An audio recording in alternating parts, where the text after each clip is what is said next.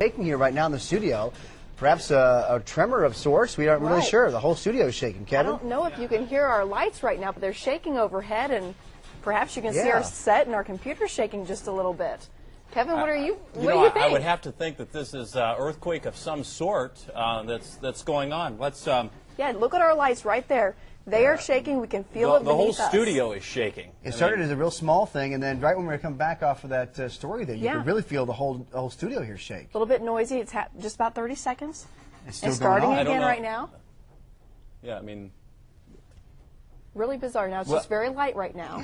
I'm going to, let me check a couple of things here. We'll be able to tell pretty quick if it is indeed an earthquake or a tremor. Who would cover that? The Weather Service? Who do we? It's the Geological Survey Center, so the USGS Center would cover that. Real-time data comes out, so take me just a second here and we'll see if we can. All right, in the newsroom right now, we're getting calls, a bunch of calls coming in, so certainly this is being felt all over the city. Right here, we're downtown.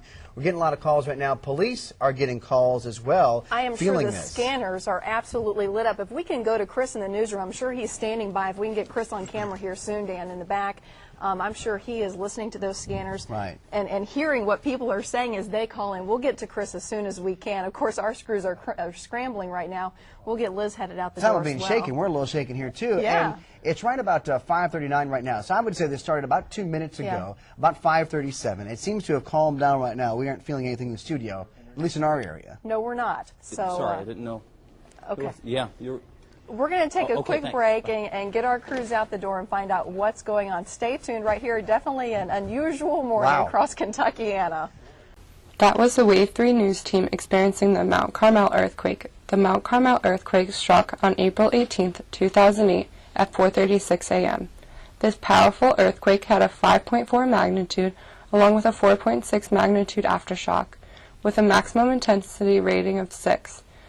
The April 18th earthquake was located in the Wabash Valley seismic zone, which is just north of the more seismically active New Madrid seismic zone. The Wabash Valley seismic zone is known for having scattered earthquakes, and central and eastern U.S. earthquakes generally shake areas about 10 times as large as those occurring in California.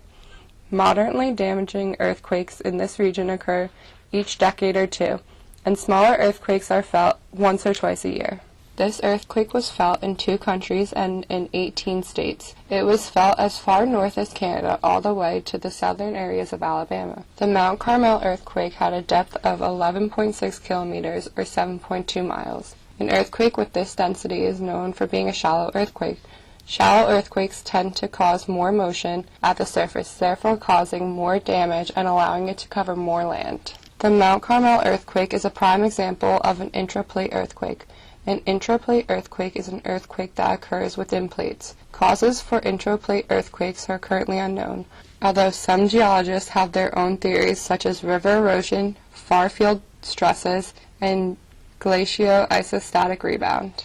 While the earthquake lasted a reported 8 hours, it only caused minor structural damage. The damages that this earthquake caused wasn't nearly as bad in comparison to other earthquakes that have occurred in this region. Fortunately, this earthquake caused very few injuries and didn't cause any deaths. Since this tragic event, awareness and preparation have increased in the Wabash Valley seismic zone.